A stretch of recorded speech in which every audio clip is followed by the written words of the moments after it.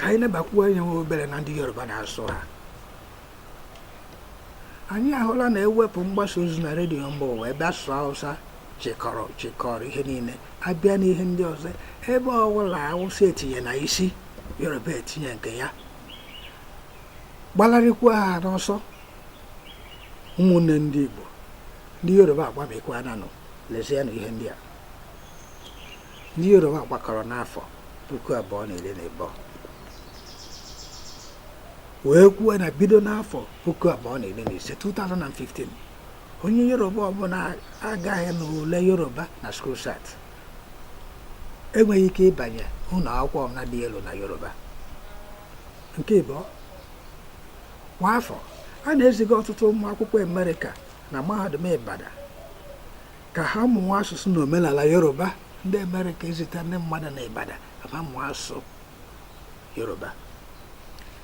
Ha na-amụta asụsụ Yoruba nke ọma nke na ka ọnwa Juun dị na 19 afọ 2013 otu n'ime ha ya ndị Amerịka afọ ya bụ Kevin Barry bịa na-azazi kịta Kayode Oyimbo maọbụ Oyimbo jiri asụsụ Yoruba gwa ndị ụlọ omebe iwu Lagos steeti ogologo okwu nyefe adreesị na-asụ Yoruba. Onye Amerịka wee yọọ ha ejizila bekee ha nọ nzukọ ha jirizi asụ Yoruba wee nọba.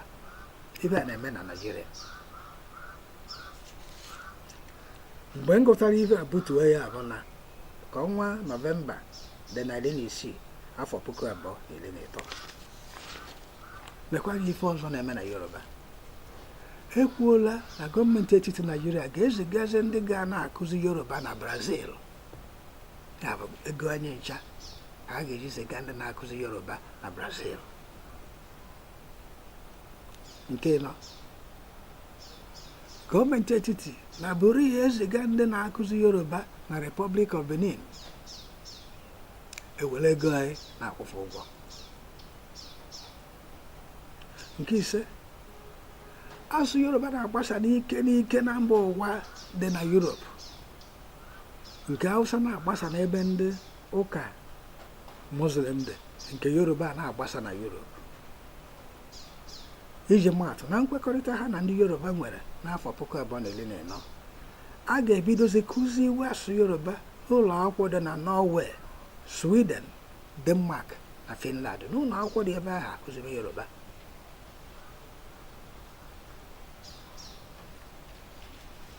N'ikpeazụ ife ụfọdụ na-eme ebe ahụ, Yoruba esorora n'asụsụ 14. A ga-amarịrị otu n'ime ha tinyere asụsụ Bekee tupu ewee onye ọbụla n'ọrụ uwe ojii na London. Asụsụ ndị ọzọ bụzi ma Arabic, ma German, ma Greek, ma Hebrew, ma Italian, ma Portuguese wee dere gaba. Mgbe m buturu nke a n'ịntanetị bụ ka ọnwa Ọgọst dị na 8 afọ 2015. Ya ndị be anyị, onye na wekwara ile ego ezi ọnụ edegbadoro m ịbịazie n'akwụkwọ nke so ihe a edere ede ịfụgasịa nke a na-asị webụsaịtị ebe m buturu ya, itinye ya butuo ya efu ife mfọrọ. Ya bụ mbukọtazi foto Ajo Ọnọdụ Asụsụ Igbo. Inezi anya n'ebe a ife ebe mbukọtara ife a niile na-ekwu bụ etu esi agbasa asụsụ 3 na Naịjirịa na redio mba ụwa, ma etu esi eji afa na-atụ emepụta ejije, ma etu esi akụzifa n'ụlọ akwụkwọ nfa ncha ka nchịkọtara. Ine anya ịfụnanya m mmiri ọma na ehuje na Yoruba, nke ọzọkwa na ehuje na Hausa, nke nọ n'etiti ụlọ Afro ka ọ dị.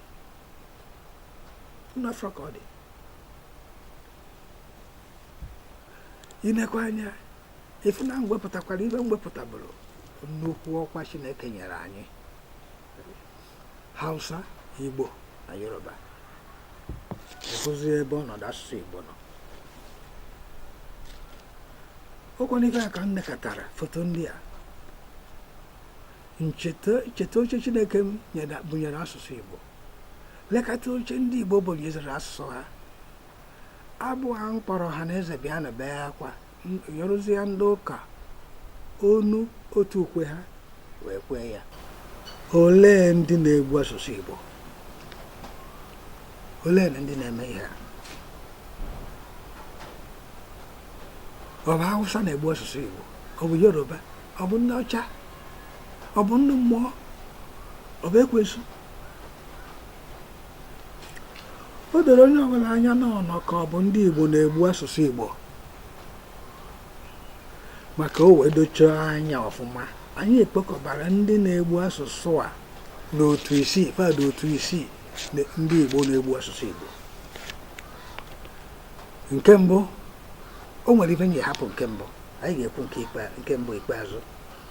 Ka anyị bido na nke abụọ. Inezi anya ife ebe anyị sere, ebe a na-egbu ewu, ewu anọchitela anya asụsụ Igbo. Ifo ndị na-egbu ya na kafa ji ya jidesi ya ma n'aka ma n'isi, fụzi onye nke jidere mma wee na-ebi ya ọnụ. Ndị nke abụọ na-egbu ya, ndị jere isi.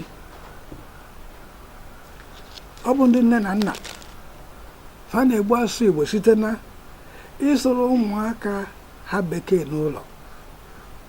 Eziokwu bụzikwa ya na bụ na mother tongue nwaanyị na-asị mother tongue, nke a bekee na-asị, nke a ndị gọọmenti na-asị kụziwere ha mother tongue. Ife okwu eziokwu na ọtụtụ n'ime anyị mother tongue anyị bụzikwa bekee. Ife anyị na-eme iji nganga na-agwa ụmụ ha say hello to uncle ma ọ bụ say to auntie how are you, karịa ma ịgwa ha ha gbuara nna ha ochie anyị kpere kelee ya, nna ekele gị. Ndị nne na nna asọrọ ụmụ ha Igbo ha sị Junior does not understand Igbo. Biko ka njụkwa, olee onye na-akụziri ụmụ gị ahụ oyibo? Ọ bụghị Nwaneku nke anyị na-akpọ med? Olee ihe Nwaneku ahụ gụrụ wee na-akụziri nwa gị oyibo? Nwaneku o nwere BA, o nwere BSc, o jere mahadum, o jere kọleji mmụta ka edukeshọn? Ikwukwala eziokwu, olee ihe ọtụtụ nne na nna na-asụ ụmụ ha bekee gụrụ n'akwụkwọ? Eziokwu dị ya bụ na ọtụtụ kwụsịrị na prima, ma ha nweziri ego birizie n'obodo mepere emepe wee na-akụzi oyibo. Newspaper dere na mgbe Zebụdaya sụrụ nwata onye Igbo asụsụ Igbo na Amerịka, na nne nwata ahụ jiri na ya ka ewepụtara ebe a jiri iwe baara Zebụdaya mba, gwa ya ya nwazikwana ya ma ọzọ. Efere ebe edere ya war in America, woman attacks Zebụdaya for speaking Igbo to her kids. Ihe afụta ya na Spectator nke Oktoba 2019 na-azụ akwụkwọ ahụ. Ndebe anyị, eziokwu dị ya na Ebona, ọ bụkwa na ụmụaka ahụ anyị ji bụ nganga na-asụrụ bekee n'ime ụlọ anyị. Ya bụ ndị ahụ anyị na-ekwuchitaburu Junior does not understand Igbo. Ọ fatozuru ugbu a jiri asụ bekee anyị kụziri ha na-emepụta ejije. Ọ eziokwu dị ya.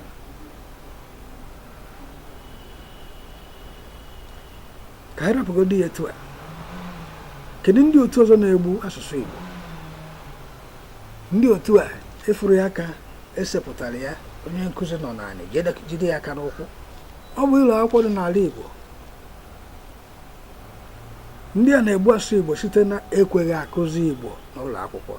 Ekwukwa eziokwu, ife adịbago iche, mana unu chetara na o nwere mgbe a nara akụzi Igbo ncha n'ụlọ akwụkwọ.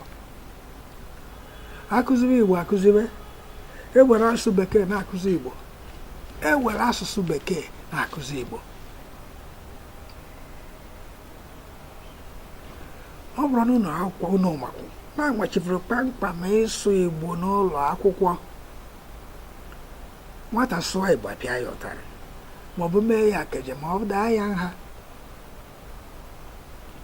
Ị bịazie na ụlọ akwụkwọ dị elu, ụmụ akwụkwọ ejikọta ọnọdụ kafa agbara izu na-akparị onye na-agụ Igbo na mahadum afọrọ aga ka ije gụtanwu Igbo naraba mkparị ife a ga-afọrọ aga ekwue Igbo Igbo bụ ike achịa gị ọchị ndị Yoruba ada agụ nkefa ife a na-ekwu maka iji bekee akụzi Igbo afọrọ ya n'otu ụlọ akwụkwọ nta akara ebe akpatara mfụ ebe sele a na-akụzi Igbo see otu anụ ọfịa onye nkụzi wee sị ụmụ akwụkwọ what is the name of this animal ọkwa oge Igbo sụgharịfụ etu a were efe aka ọsụkwado oyibo yo say it nke ahụ kunite kene onye nkụzi wee sị na the name of this animal is nkịta ọkwa Igbo ka ọ na-akụzi ha o mechie ode na ihe akụzi n'Igbo ụkwụ n'ihe a niile mere na ndị Igbo maara akwụkwọ dịka mụ na unu nwere ike ide ma ọ bụ gụọ asụsụ Igbo taa erughị 5 n'ime 100. Anyị bịa gụchachala akwụkwọ n'ala Igbo ife ya kwesịrị ike ịgụ ọ dee Igbo erughị 5 n'ime 100, 5%. Ya mere na-ewepụ Baịbụl ndị Igbo nwere otu akwụkwọ edere n'asụsụ Igbo ezughị 5 n'ime 100. Ụlọ akwụkwọ iji ihe niile ịbịakwa n'ụlọ akwụkwọ a na-egbukwa asụsụ Igbo site n'ụlọ akwụkwọ iji ihe niile ma abụ ya bụ ukwe ma egwuregwu ma akparamagwa na-egosi ụmụ akwụkwọ ha na ihe ọbụla wetụrụ ewetu dị Igbotik ibe ọna dị njọ asị na ọ dị Igbotik na-egosi ha na Igbo mere bụ nka nke ihe ọ dịkwa mma ka mmee ka unu mara ihe mere na South Africa. Asụsụ agbụrụ ndị Igbo ji agba bọọlụ bụkwa ihe sere nnukwu okwu ejiri chọọ ịpụ n'ụlọ na South Africa ka ọnwa Jun 16 n'afọ 1976 mgbe ndị ọcha na-achị ihe ọchịchị nchigbu mgbe afọ apartheid webatara asụsụ ndị ọcha bụ Afrikaans ka e were kụziweziere ha n'ụlọ akwụkwọ. Ụmụ akwụkwọ ndị ojii South Africa jụrụ ya puku kwuru puku ha bi na Soweto mee ngagharị iwe na ha ga-ejiriri asụsụ olu nne ha bụ Swahili na-akụziri ha n'ụlọ akwụkwọ. Ndị ọcha chọrọ iwebata asụsụ ndị ọcha, ndị ojii jụ a ga-eji Swahili webara na-akụziri ha bido na obere luwa na nke kachanụ. Oge ha meziri ngagharị iwe ndị uwe ojii ndị ọcha na-achị ha mgbe ahụ gburu ọtụtụ n'ime ha gbaa afa. Taa ụwa na-ajụ ụmụ akwụkwọ a ike. Ndị ụwa na-echeta ụbọchị ahụ ya bụ ọnwa Jun 16 kwa afọ ka ụbọchị nke ụmụaka Afrịka. Ịgụ akwụkwọ Mandela dere a na-akpọ Long Walk to Freedom efu ya ibe nke 483.